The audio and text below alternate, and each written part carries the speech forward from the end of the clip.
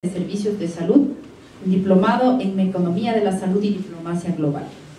Trabajó en el Ministerio de Salud del Ecuador, profesor de varios cursos de pregrado y posgrado de salud, tanto a nivel nacional como internacional, y desde el año 1996 se vincula a la OMS como consultor, sirviendo a países como Panamá, Colombia, El Salvador, hasta llegar a ser el asesor regional en sistemas de salud en la Organización Panamericana de la Salud en Washington. Le damos, doctor, la más cordial bienvenida, y de manera personal, porque usted fue mi profesor. Bienvenido, con la consideración tendencias y competencias del talento humano a nivel global y regional de la educación en salud pública. Con ustedes, el doctor José Ruárez. Bueno, muchísimas gracias, un gusto estar aquí. Gracias, Francisco, por esas palabras, y a los colegas, al decano, subdecana de San Francisco, y a los profesores por la invitación. Realmente me da mucho gusto el ver, como decía Pancho, a varias generaciones de colegas, desde mis profesores, algunos hasta compañeros del ministerio y alumnos, y especialmente a los jóvenes, que me parece que es muy importante.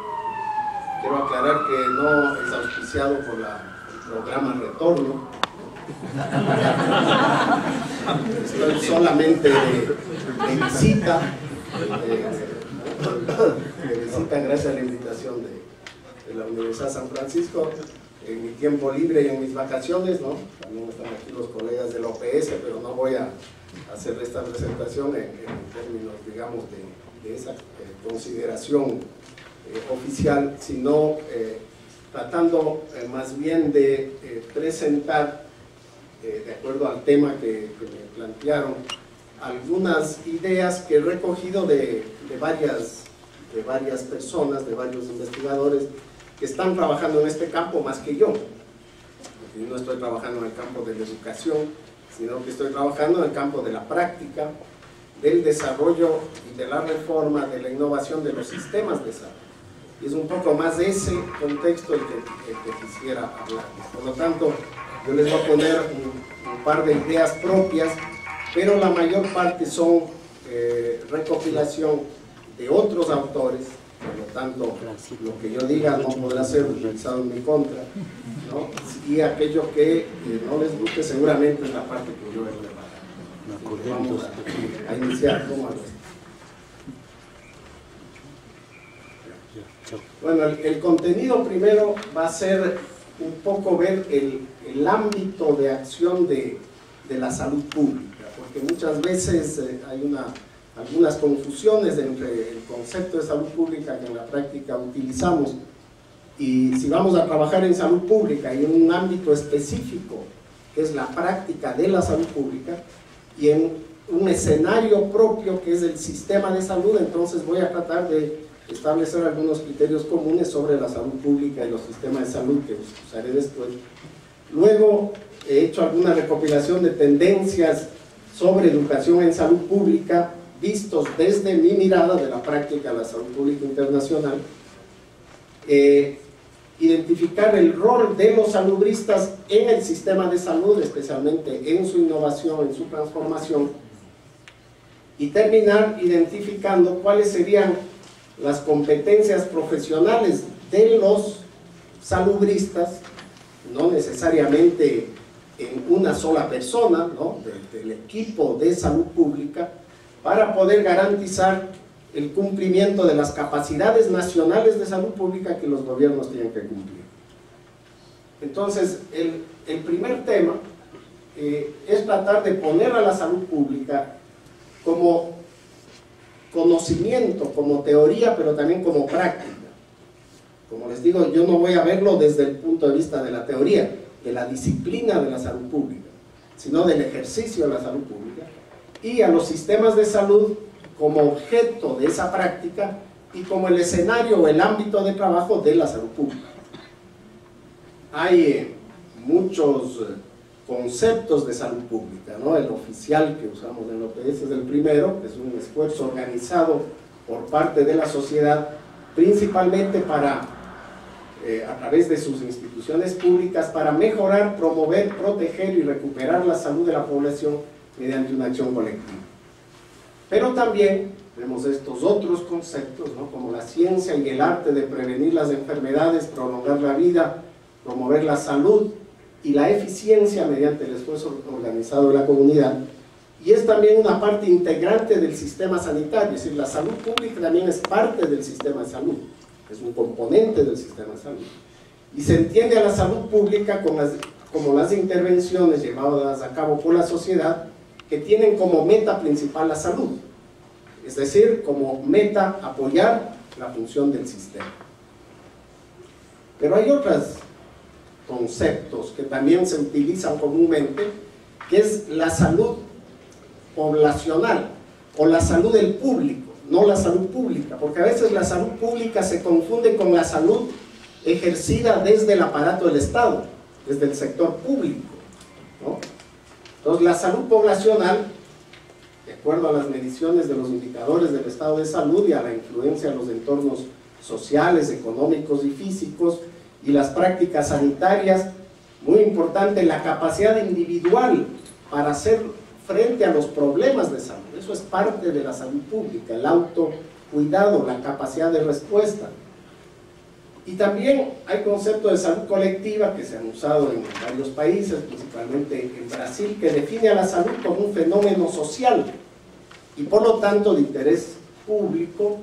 Y la salud colectiva puede comprenderse tanto como un campo científico donde es generado el conocimiento acerca de la salud desde la perspectiva de diferentes campos de estudios, de las ciencias sociales, de la biología, así como un campo práctico donde las acciones son llevadas a cabo por múltiples actores de diferentes organizaciones fuera de la esfera conocida como el sector salud. Por ejemplo, la mayor parte de las causas, de las raíces de las enfermedades crónicas no transmisibles se dan fuera del sector salud, no se dan en el sector salud, y muchas de las intervenciones se dan también fuera del sistema de salud, fuera de los servicios de salud, que están más relacionadas con los estilos de vida. Ahora hay otros conceptos, ¿no? Pongo el concepto de Granda de la enfermología pública, el presupuesto filosófico teórico de la enfermedad y la muerte como punto de partida para la comprensión de salud.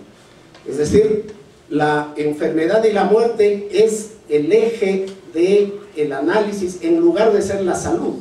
Así fue como se dio el inicio incluso de la salud pública internacional, ¿no? Para solventar problemas del comercio debido a la fiebre amarilla. El método positivista para explicar el riesgo de enfermar en el grupo que excluye al sujeto como generador de su propio conocimiento y de su acción.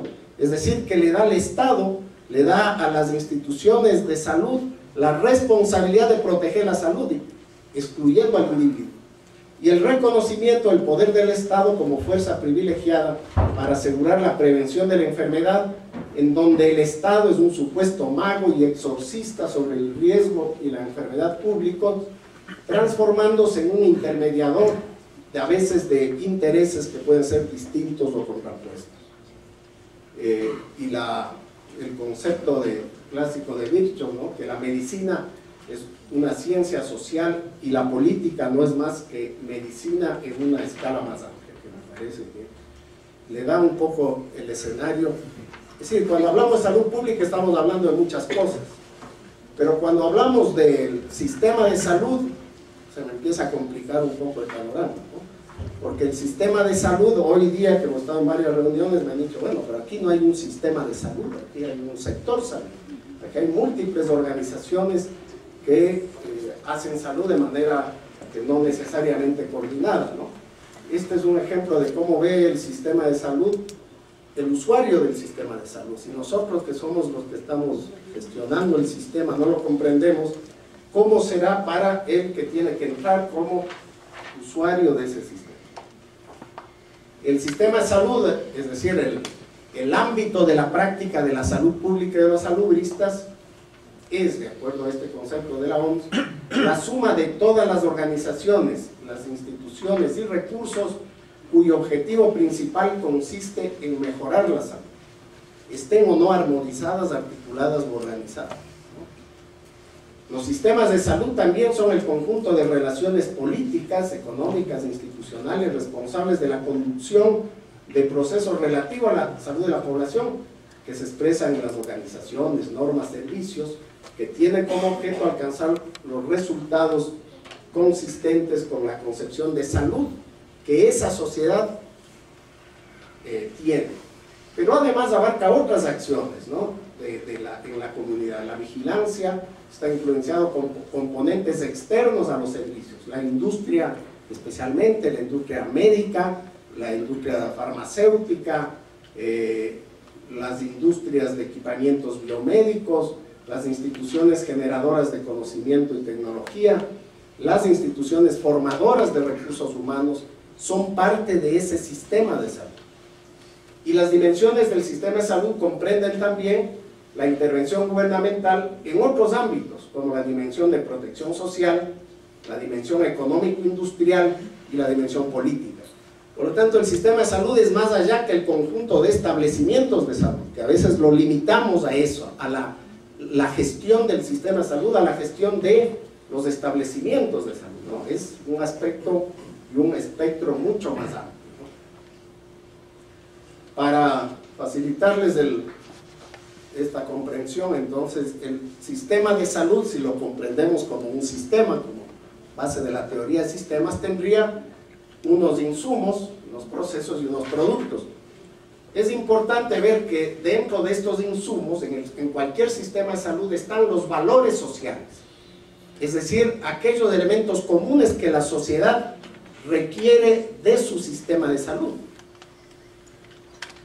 Están los recursos, entre ellos el recurso humano, y están los productos para los que sirve el sistema de salud. El sistema de salud no está organizado para producir consultas médicas, egresos hospitalarios o atenciones, sino para mantener y mejorar la salud de la población. Y mantener la salud no se hace necesariamente con hospitales. El mantenimiento de la salud puede hacerse con leyes, con normas, con ejercicio, con actividad física, con cualquier, es decir, una serie de acciones que no necesariamente incluyen las acciones típicas de los servicios de salud. Pero también tiene que mejorar la salud de quienes están enfermos, tiene que recuperar la salud o tiene que mantener el bienestar, el nivel de vida de los enfermos crónicos, de las personas con VIH, de los diabéticos, etc. Por lo tanto, hay que tomar en cuenta que el fin último del sistema es mantener y mejorar la salud, no curar. Segundo, que el otro producto esencial de cualquier sistema de salud es proteger a la población de los riesgos financieros de enfermar y de morir. Es decir, del gasto catastrófico que resulta para una familia pobre, una familia de clase media, el tener que entrar a una cirugía, el tener que el padre necesite un trasplante, o simplemente que esté hospitalizado y que por lo tanto deje de trabajar porque no tiene un seguro médico. Entonces, la protección financiera es el segundo producto más importante que hay que mantener, y la satisfacción de estas expectativas sociales, ¿no? Y para ello, clásicamente, dividimos las funciones en el proceso en la función de rectoría o gobernanza, el financiamiento o aseguramiento y la provisión de servicios de salud. Dicho de otra manera, hay unos elementos que son muy necesarios para el sistema, ¿no? La provisión de servicios, la fuerza de trabajo, donde vamos a identificar esta fuerza de trabajo en salud pública, y tenemos unas metas, como les dije, que es el mejor nivel, la protección de los riesgos financieros, las respuestas a las expectativas, y unos productos intermedios para lograr esto, que puede ser el acceso a la cobertura, a la calidad o la eficiencia de los servicios. Son todos estos entonces ámbitos de acción de la salud pública. Cada uno de ellos sería uno de estos ámbitos, ¿no? Esta es un ejemplo del impacto financiero de los servicios de salud en las diversas regiones del mundo cuando causan el empobrecimiento y el gasto catastrófico. Otro tema muy importante es qué significa esa función de rectoría del sistema de salud. La función de rectoría del sistema de salud significa principalmente la capacidad de conducción, de liderar el sistema de salud, pero también la vigilancia del aseguramiento, la modulación del financiamiento, la armonización de la provisión, la regulación y el desempeño de lo que llamamos las funciones esenciales de salud pública. Las funciones esenciales de salud pública, que aquí les he organizado de alguna forma diferente, incluyen aquellas que sirven para la gobernanza de la salud, es decir, el desarrollo de políticas y planificación, la regulación y el control, la participación social, la salud internacional, el análisis de situación de salud, la equidad en el acceso, la garantía de la calidad de los servicios de salud, la investigación, la vigilancia, la promoción de la salud, los recursos humanos y la atención del sistema de salud ante emergencias y desastres. Todas estas son funciones que la autoridad sanitaria tiene que tener la organización y las capacidades para responder. Y las principales capacidades son las capacidades del recurso humano, es decir, tienen que tener personal que sea capaz de desarrollar políticas y legislación sanitaria, personal capaz de manejar la salud internacional o hacer el control de la calidad de los servicios individuales. Es decir, esto puede ir armando el espectro. No significa, cuando hablamos de salubrista, de que haya un individuo que sea necesariamente capaz de hacer todo esto en un nivel de especialidad, ¿no? Pero me parece que es importante que sean estos elementos las bases para establecer cuáles son las capacidades de la salud pública, de la autoridad sanitaria, y por lo tanto la base para definir cuáles son las competencias claves de la fuerza de trabajo en salud pública. Si esas son las funciones que tienen que cumplirse, tiene que haber personal capacitado para ello. En términos de provisión de servicios, que es otra de las funciones del sistema, tenemos entonces la necesidad de administrar, gestionar el sistema de salud, ¿no? Esta es una imagen del sistema de salud, no sé de qué país, ustedes lo pueden identificar, en donde hay una gran variedad de oferta institucional desarticulada y fragmentada, ¿no? El seguro social atendiendo más que todo al tercer nivel y segundo nivel, la medicina tradicional, las universidades, el sector privado de alta complejidad, seguros o servicios de riesgos profesionales, el sector privado de baja complejidad, que muchas veces tiene mayor gasto, es decir, los pequeños consultorios, el gasto en farmacias, las ONGs, y también los programas verticales, ¿no?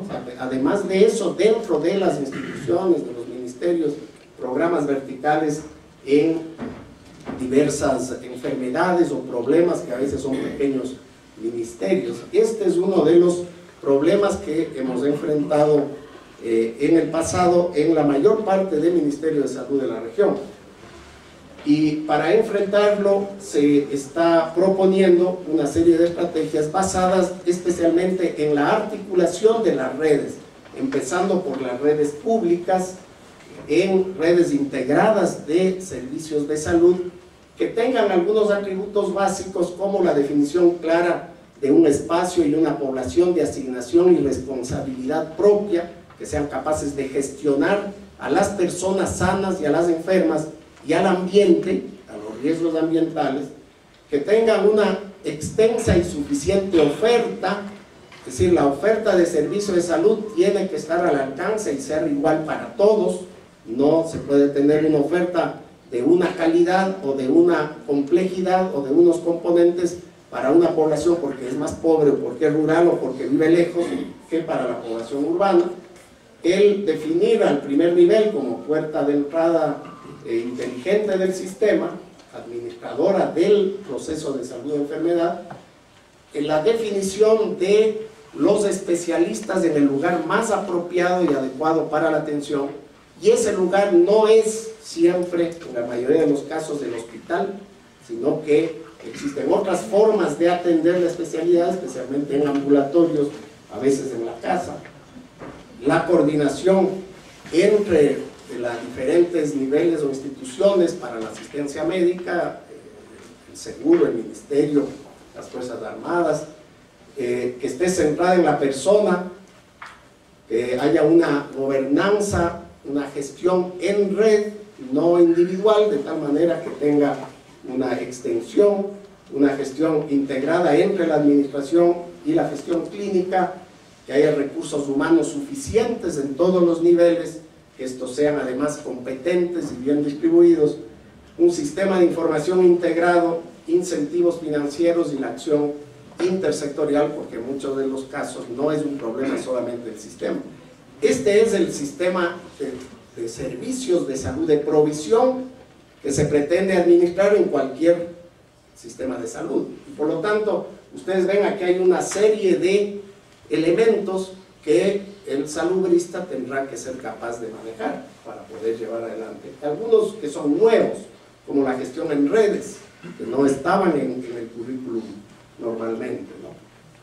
Este es el modelo de atención integral a la salud que se propone desde la atención primaria, que esté basada en una integralidad de la atención, es decir, que la atención sea una atención al ambiente y a la gente, a la prevención, a la promoción, a la atención, a la rehabilitación, que tenga todos los elementos de la integralidad, que haya cuidados innovadores, centrado en las personas, con responsabilidad de los equipos de primer nivel, con responsabilidad nominal, si es posible, de las personas a su cargo, no de denominadores o de estimados poblacionales, y que haya una continuidad del cuidado en toda la red de servicios, desde los niveles de menor complejidad a los mayores y viceversa.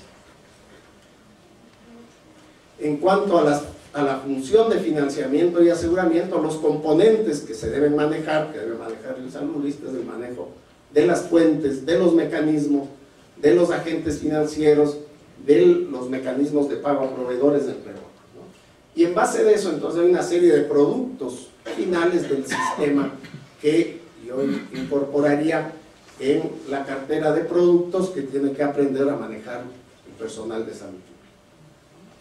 Pero además hay un nuevo escenario importante a nivel internacional, que es la salud internacional y la salud global.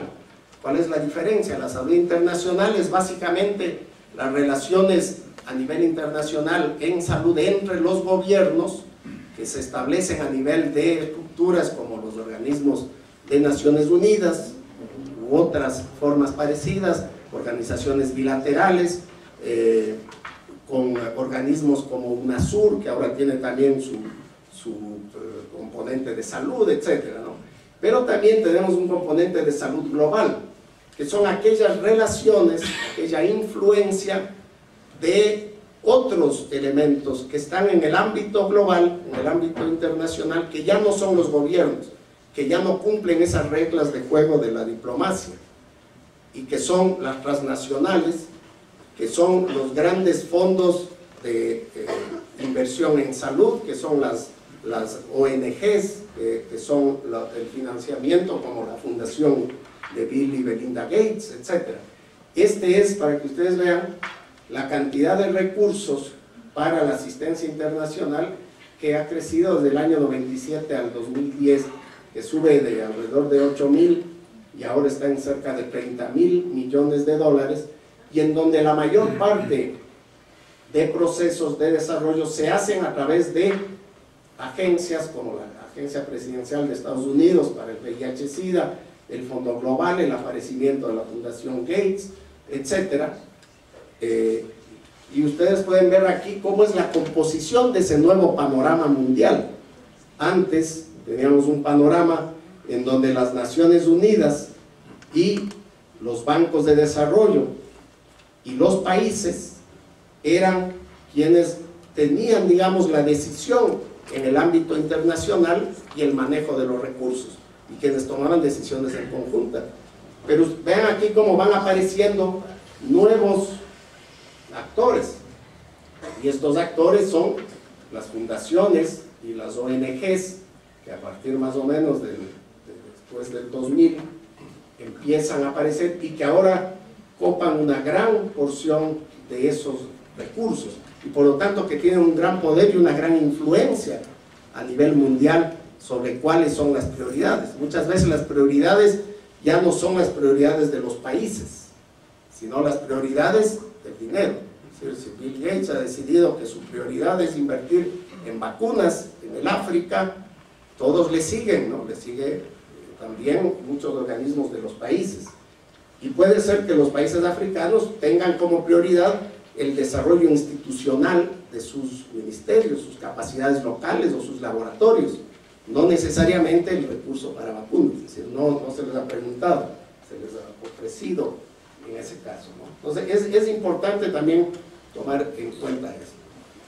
Y por último, para terminar el ámbito de acción de los sistemas de salud, decirles que este también está influenciado por la evolución de algunos valores y principios que han ido orientando y han ido modificando nuestros sistemas de salud, y aquí en el país lo vemos con mucha claridad, ¿no? Desde aquello que teníamos a inicios del siglo XX, de los sistemas de asistencia pública y caridad, que eran quienes dominaban el escenario, al aparecimiento de la seguridad social, del Estado benefactor, de los modelos que se dieron en Europa y que fueron introduciéndose pero de manera parcial, y que en lugar de generar un modelo de seguro universal, como ocurrió en algunos países, o un modelo de sistema público de salud, como en Inglaterra, se dio una división de la población de acuerdo a su adscripción a estos diversos modelos, y se dio una segmentación de la población de acuerdo a su capacidad de pago en aquellos afiliados al Seguro Social, aquellos que tenían capacidad de pago de los servicios privados, y los pobres que no les quedaba otra alternativa que los servicios públicos, ¿no? Estos elementos, digamos, también se ven influenciados por la Declaración de la Atención Primaria de Salud a finales de la década de los 70 y las reformas promovidas básicamente por los bancos, en donde se produce una propuesta de separación de las funciones a nivel de la función de rectoría, la función de financiamiento, la función de provisión de servicios, y estableciendo modelos que también tuvieron influencia importante aquí en el país, con modelos de privatización de la oferta, especialmente a nivel público, con los cobros que se daban, la recuperación de costos o diversas formas de llamarse, y luego viene una tendencia hacia la protección social universal, la influencia de los determinantes sociales de la salud y la renovación de la atención primaria a inicios ya del último decenio. Y ahora, hacia el futuro, observamos una influencia que vamos también a ver cada vez más cercana de la propuesta de cobertura universal de salud, que es la que se avisora dentro del post-2015, es decir, los nuevos ODMs estarán influenciados por una propuesta que es la cobertura universal de salud. ¿Qué es la cobertura universal de salud? Tratar de llegar a toda la población a través de extender los mecanismos de cobertura, tanto de protección social, es decir, de financiamiento, de tal manera que ninguna persona tenga que pagar en el punto de entrada de los servicios de salud, de que se incluya todos los servicios de tal manera que haya un acceso integral y de calidad de los servicios de salud, es decir, tiene esas tres dimensiones: la cobertura poblacional total, la cobertura con servicios, el acceso a servicios integrales y de calidad para toda la población, y el aumento, la cobertura total de la protección financiera de las personas. Esto se apoya en la estrategia de renovación de la atención primaria. Yo diría con la diferencia de que ahora tenemos todas las herramientas para poder aplicar la estrategia de atención primaria, incluyendo las herramientas de comunicación. Bueno, si ese es el escenario, voy a tratar rápidamente, voy a hacer una seña cuando ya sea hora, de ir ahora a cuáles son las tendencias de la educación en salud pública, ¿no? Y vemos que cada vez hay más problemas de salud y una mayor complejidad epidemiológica, por ejemplo, con la transición de las enfermedades crónicas no transmisibles. Esta es el ejemplo de Chile.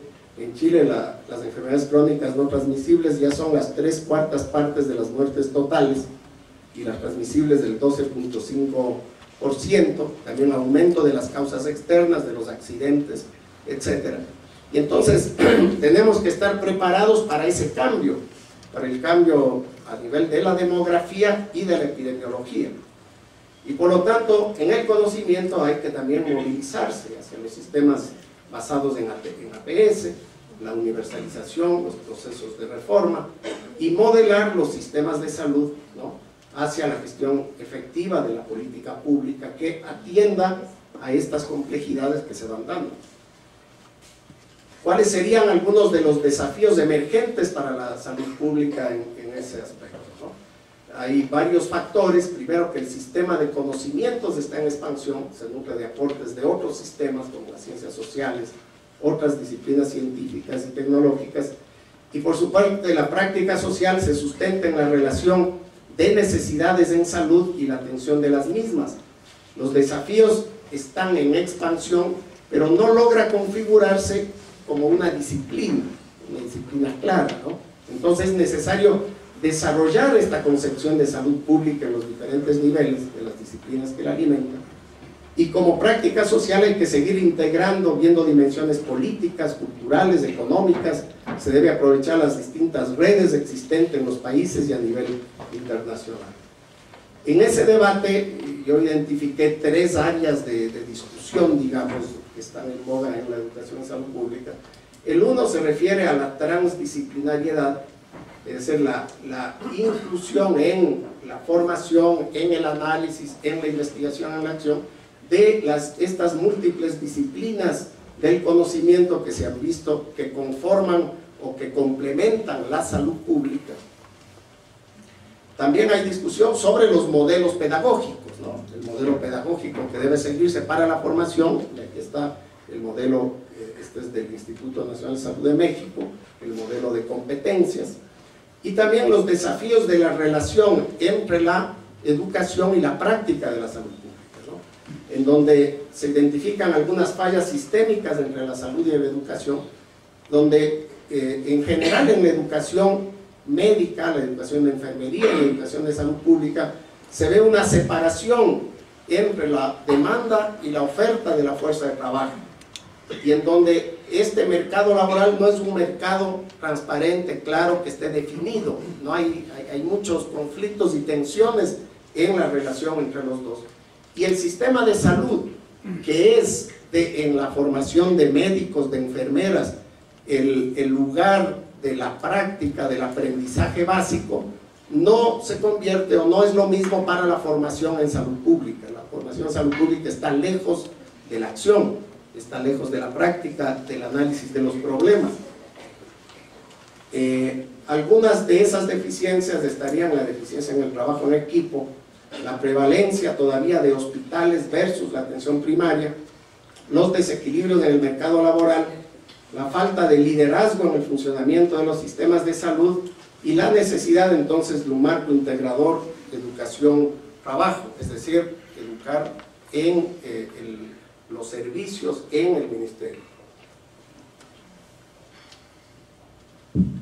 Como otra información interesante, aquí está la información del costo. A nivel mundial hay 2.420 escuelas de medicina y 467 escuelas o departamentos de salud pública. Y se producen al año 1 millón de nuevos médicos, enfermeras, obstetricias y profesionales de salud pública. El gasto global de la educación profesional bordea los 100 billones por año, pero este gasto es apenas menor al 2% de los gastos en salud a nivel mundial.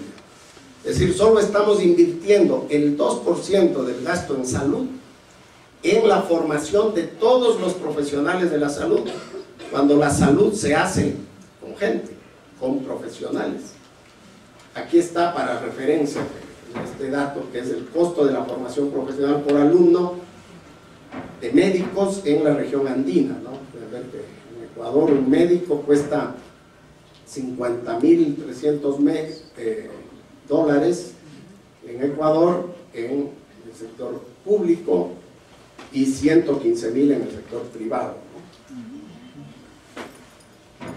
Bueno, aquí está la distribución que hay de escuelas por países pero me pareció esto interesante ver también comparar. Esta es el mapa de carga de enfermedad, que está en nuestra región de América del Sur y África. Ustedes ven, los países de América del Norte con menor carga de enfermedad tienen la mayor cantidad de oferta de fuerza de trabajo, y los países que tienen mayor carga de enfermedad, incluyendo África y América, tienen menor relativa fuerza de trabajo, ¿no? Aquí está el número de escuelas de medicina y acá está la población. En la salud pública, ¿cuáles serían ya los desafíos, ¿no? En primer lugar, como les dije al principio, de la concepción que se tenga de la salud pública se determinará el contenido que se incorporará a la enseñanza. Eso es muy claro. Por lo tanto, tenemos que partir de un concepto claro, no digo único, pero un concepto en el que hay un acuerdo de lo que es la salud pública. Tomar en cuenta la salud de la población en la cual se inserta y modificar los currículos de acuerdo a las realidades locales y nacionales. ¿Qué quiere decir eso? Que tenemos que ser capaces de analizar la situación de salud de la población desde varios ángulos para poder adecuar el currículum. Si no, nuestro currículum no va a tener relación con lo que pasa en el mundo. La existencia de acuerdos y sinergias entre la salud pública, la educación y los sistemas de salud, los ministerios acerca de las necesidades y prioridades. Establecer definiciones metodológicas para los desafíos educativos en cuanto a los perfiles, las competencias y la orientación pedagógica, por ejemplo, el aprendizaje basado en competencias, por problemas, el aprendizaje focalizado en la comunidad en salud pública. Considerar la investigación como generadora de nuevos conocimientos y su repercusión en la proyección de la escuela y especialmente en la calidad de la educación. Y entonces, con esos desafíos, para formar un salubrista, se considera que deberíamos tener un enfoque interdisciplinario. Es decir, vimos que habían muchos elementos conceptuales y de conocimiento necesarios de integrar. Este salubrista además debe tener capacidades políticas, capacidad de gestión de políticas, de formulación, es decir, de influencia sobre las decisiones de la sociedad que respondan a las necesidades de la población. Tiene que tener bases éticas sólidas, respeto y defensa a los derechos humanos, y tendrían que ser formados o hechos como líderes sociales en la salud pública. Ese sería el desafío. Además, hacer la formación en la práctica. La salud pública es la única carrera que no usamos los servicios de salud para formar, no usamos los problemas de los servicios de salud para resolverlos. Incorporar ideas sobre la complejidad del campo de la salud pública y recuperar la tradición de discusiones epistemológicas que se han ido perdiendo por el practicismo, ¿no? Es decir, había una tendencia hacia la formación de administradores, de gerentes, de que hay que hacer las cosas con eficiencia, que hay que usar los recursos, y se ha perdido la discusión de los contenidos de la salud pública. El desarrollo y fortalecimiento no debe ser solo a nivel de posgrado, sino también a nivel de pregrado y también a nivel interdisciplinario, es decir, en la formación de otras disciplinas. Y es necesario recuperar el escenario comunitario como espacio para la formación en salud. Además, desde el punto de vista tecnológico, las escuelas que han estado discutiendo, es muy importante desarrollar la interconectividad, usar las tecnologías de información y comunicación, el uso de aulas virtuales, la apropiación de los nodos virtuales como el campus virtual de salud pública, el OPS, el aprovechar las nuevas tendencias de las teorías del aprendizaje, sistemas complejos, dinámica de sistemas, modelos multivariables, sistemas inteligentes, la telesalud, espacios de innovación social.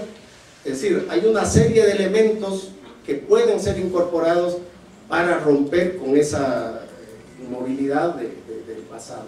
Y además que se requiere control y evaluación de calidad de la educación. Es decir, esa educación tiene que ser medida. Y entonces, con base de esas propuestas y desafíos, ¿cuáles deberían ser los contenidos del conocimiento de la educación en salud pública? De nuevo, esto es el análisis de las escuelas de salud pública de la región, y plantean que estos son los elementos que deben estar sí o sí en la formación: las bases epistemológicas de la salud pública, el análisis de los sistemas de salud, política, es decir, gestión de políticas, política pública, políticas de salud, sociedad, Estado, planificación, economía de la salud, sistemas y servicios de salud, gestión de sistemas y servicios basados en APS, generación de conocimientos, ética, responsabilidad social, empoderamiento de la población, el análisis de lo global y lo local y su articulación, su influencia en los sistemas de salud, las ciencias del comportamiento, la comunicación social, la comunicación del riesgo, habilidades comunicacionales, administración y gestión en salud, investigación en salud pública, bioestadística, demografía, ecología, interculturalidad, género y autocuidado. Estos son los elementos que deberían ser parte de esa malla curricular. A veces estamos dando una importancia más a unos que a otros, para al menos la formación generalista. Luego pueden de aquí surgir otros temas. Y también el tema de la globalización, me parece que es importante. Hay mucha discusión entre los formadores sobre el lugar de la globalización en la educación. La globalización es importante y se consideran 3 dimensiones sin perder la perspectiva crítica de la misma.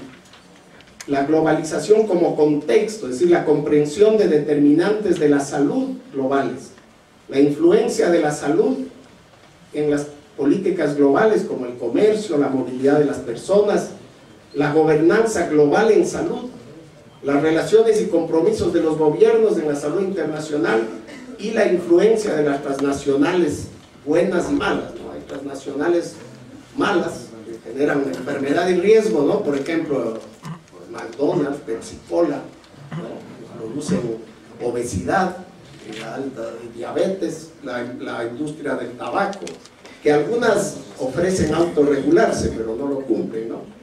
Y otras que promueven estilos de vida, o incluso como transnacional también las fundaciones de financiamiento de salud a nivel internacional.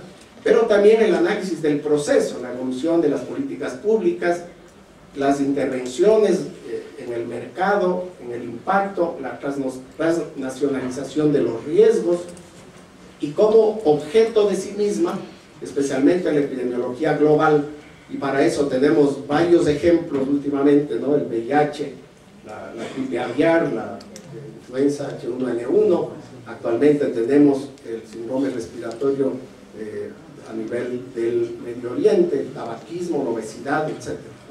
Es decir, hoy hay elementos que normalmente no estaban en el proceso, ¿no? Ahora, ¿cuáles serían las estrategias claves del pensamiento sistémico y herramientas para transformar la educación en salud? Si bien no solamente para salud pública, como ya dijimos, centrado en el aprendizaje transformador que conduce al liderazgo del sistema de salud, de respuesta local y conectado globalmente, implementar planes de estudios basados en competencias de la salud y basado en equipo, que sea reevaluado periódicamente, ampliar los centros académicos hacia sistemas académicos que incluyan a las comunidades y el acercamiento a los miembros de la comunidad, incorporar nuevos enfoques y métodos científicos como la gestión del conocimiento, mapas conceptuales, análisis de redes, etc., y promover la educación transprofesional a través, y las políticas de salud a través de estudios de caso y experiencias prácticas. Esos son algunos elementos que pueden tenía ahí un mapa para explicarles, pero ya les voy a aburrir demasiado. Entonces terminaríamos con estas competencias esenciales. ¿Cuáles? Si esos fueron los ámbitos de trabajo y esos fueron el conocimiento y la educación, cuáles serían las competencias esenciales. Para eso yo había estructurado, porque se estaba trabajando a nivel de la región en el desarrollo de competencias a nivel común para la salud pública, para la fuerza de trabajo. Yo había originalmente planteado este esquema con 3 campos de dominio en política, planificación y control, información y evaluación y gestión de riesgos y determinantes, y una serie de funciones a cumplirse dentro de esos campos de dominio, ¿no? Básicamente el liderazgo, el análisis de situación, la vigilancia y la salud como ejemplos, y que tendrían varios ámbitos de acción, ¿no? A nivel de gobierno, a nivel de los servicios, y a nivel de las redes, a nivel comunitario, que tendrían entonces esta fuerza de trabajo una serie de problemas de salud pública que abordar, pero que además habrían diversas salidas, ¿no? Es decir, que las categorías laborales o profesionales podrían ser desde el autocuidado, los técnicos de salud, los promotores de salud, los líderes comunitarios, los profesionales o los posgraduados. Es decir, la formación de salud pública no es solamente formación de posgrado, ¿no? Sino también es la inclusión dentro de la propia comunidad. Entonces estas podrían ser esas categorías laborales. El trabajo que se ha hecho a nivel regional, este es un documento del OPS que está por publicarse próximamente, en los próximos meses, espero yo, tomó como definición de las competencias en salud pública, las funciones esenciales de salud pública, y se incorporaron transversalmente como ejes básicos la atención primaria de salud, los determinantes sociales y el marco de objetivos de desarrollo del milenio. Espero que salga esto antes de que se cumplan los objetivos del milenio, ¿no? Si no tendremos que cambiar todo el marco. Y se realizó un reagrupamiento de las funciones esenciales para un mejor abordaje metodológico, ¿no? Y el producto es un análisis de más de 200 personas de todos los países, de las escuelas de salud pública, de los ministerios, han llegado a esta conclusión de que deberíamos plantear estos 6 dominios de las competencias de salud pública: el análisis de situación de salud, la vigilancia y control de riesgos y daños, la promoción de la salud y la participación social, la política, planificación, regulación y control, la equidad en el acceso, calidad de los servicios individuales y colectivos, y la salud internacional y global. Y que dentro de cada uno de los dominios tiene que haber un conjunto de dimensiones transversales para cada dominio. Es decir, no como yo había presentado antes, de que había unos dominios que tenían unas funciones y otros otras, sino que cada dominio debería ser capaz de considerar a su interior estas dimensiones, estas competencias de planeación del análisis de resultados, planeación de la promoción de la salud, de gestión, de evaluación, de comunicación, liderazgo, investigación y tecnologías de información y comunicación. Es decir, se están integrando tanto las propuestas que hubieron antes de las tendencias de las escuelas de salud pública como las necesidades que se plantean desde los servicios. Y se definen entonces que estas competencias se pueden aplicar de acuerdo al desarrollo, al nivel profesional, al nivel de formación, en esas diversas categorías, desde el autocuidado, desde el líder comunitario, el técnico, el profesional, el maestro, el doctor, en el nivel nacional, en la autoridad sanitaria nacional, en la administración a nivel descentralizado, en la gestión de las redes de servicios y en el espacio comunitario. Entonces, en base de eso se arma una serie de definiciones y de contenidos de las competencias, pero se plantea que todas ellas, todas estas competencias tienen que incluir estos valores transversales, ¿no? Y esos valores son aquellos que dan el carácter al salubrista: el compromiso con la equidad, la justicia social y el desarrollo sostenible, el reconocimiento de la importancia de la salud colectiva al mismo tiempo que la individual, la comprensión amplia de los determinantes sociales de la salud, la intersectorialidad e interdisciplinaridad, la lucha por igualdad de género y contra la exclusión social, el respeto por la diversidad, autodeterminación y empoderamiento, la participación social y comunitaria y la centralidad en la atención primaria. Pero no nos quedamos así, sino que cada una de estas competencias que deben tener los recursos humanos se desglosan en lo que debe saber hacer y cómo debe ser el personal sanitario en lo que respecta a cada uno de estos dominios. Entonces, ese desarrollo está ya dado en cada uno de ellos, en el análisis de situación de salud. Por ejemplo, debería analizar sistemáticamente la situación de las tendencias de la población. En la vigilancia y control de riesgos, por ejemplo, debería ser capaz de hacer la investigación biomédica, sociodemográfica y ambiental y operativa para explicar los riesgos y daños de la salud. En la promoción de la salud, en las políticas, planificación, regulación y control, en la equidad en el acceso, calidad a los servicios, en la salud internacional y la salud global.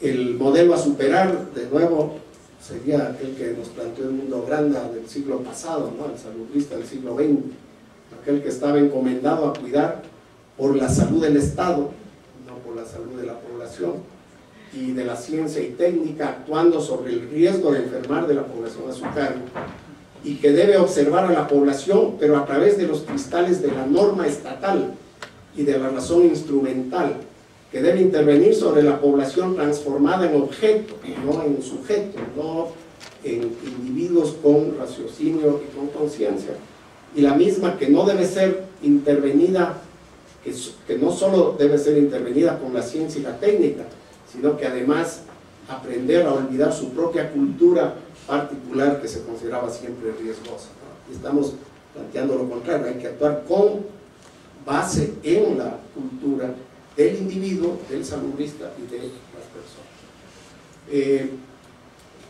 Quiero terminar solamente con uno de los documentos que yo busqué para buscar información, era el de Sistemas Universales de Salud en América del Sur, de ISAG, ¿no? Del Instituto Sudamericano de Gobierno en Salud, para buscar si había una propuesta a nivel de UNASUR de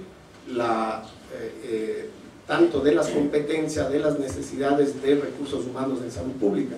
El capítulo 7 se dedica a los recursos humanos, pero a los recursos para la atención de salud, no para la salud.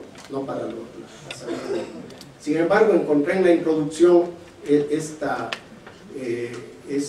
palabras de José Gómez Temporán, que me parecen que sirven mucho para terminar, que dice: si comprendemos que las organizaciones, las instituciones son producto del trabajo humano, tenemos que pensar inmediatamente en los profesionales de la salud. La mayor capacidad de innovar va a depender también de la mayor capacidad que tengan los profesionales de la salud de traducir las necesidades de la población y colocarlas en la construcción y en el perfeccionamiento de las instituciones. Pero esa conquista, dice él, está directamente relacionada con la calidad en la formación de los profesionales. Los sistemas con mayor capacidad de innovación serán, por lo tanto, los que construyan nuevas posibilidades para la enseñanza de los profesionales de la salud y los que resguarden formas de democracia directa y de participación de la población en la formulación de políticas, en el control y en la fiscalización de la calidad de los servicios de salud. La educación en salud pública, por lo tanto, tiene que ser considerada una práctica para la transformación de los sistemas de salud, no un desarrollo para adaptarse a los sistemas de salud, sino para cambiarlo de acuerdo a las necesidades de salud de la población. Les agradezco mucho por la paciencia.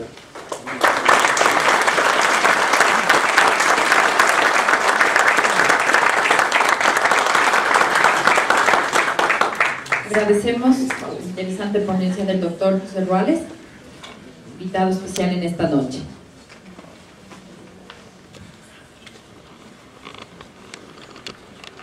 Para seguir con este evento, a continuación tenemos la presentación de la Escuela de Salud Pública a cargo del doctor Fernando Ortega, quien es el decano de la Escuela de Salud Pública. El doctor Ortega es un PhD en Salud Pública, obtenido en la Oregon State University. Es magíster en Antropología de la Pontificia Universidad Católica del Perú. Tiene un diplomado en etnomedicina en la Universidad de Bordeaux, un diplomado en bioética de la investigación otorgado por la UNESCO en la ciudad de Buenos Aires, y doctor en medicina y cirugía de nuestra querida Universidad Central del Ecuador. Con ustedes el doctor Fernando Ortega.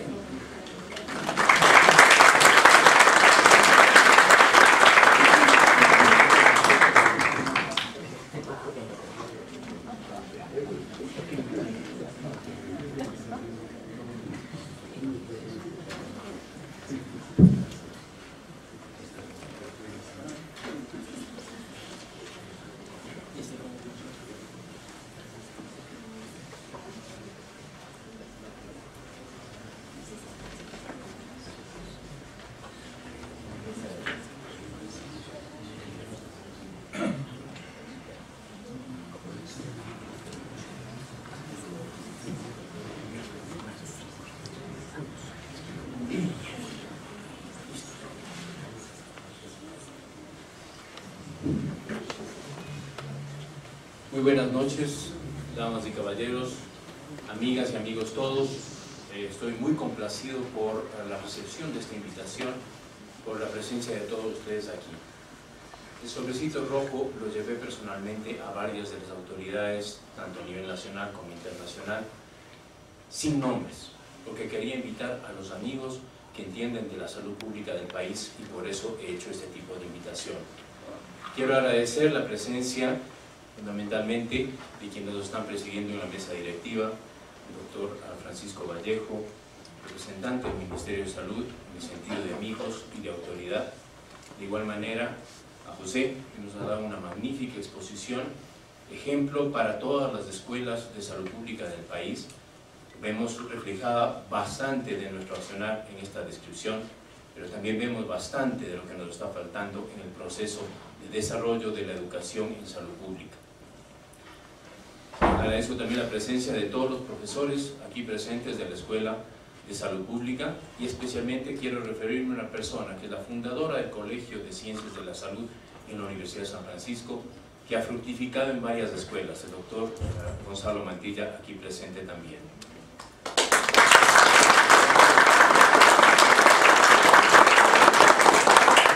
Me complace mucho tener compañeros de las diferentes universidades aquí presentes, porque esto es una demostración de lo que va generándose en el país en el proceso de interrelación entre lo que pueda hacer el Estado, específicamente este gobierno, y la relación con las universidades y este tipo de planteamiento de trabajo conjunto que ya lo estamos realizando. El Ministerio nos ha invitado por varias instancias para participar en procesos de discusión de lo que es el perfil del médico general, de lo que es el perfil del epidemiólogo necesario en el país y de varias otras disciplinas que son indispensables, como se ha manifestado previamente. No he copiado las palabras de José, pero he tratado más o menos de ir más o menos por el mismo camino. Un poquito al revés, en este caso me voy a referir primero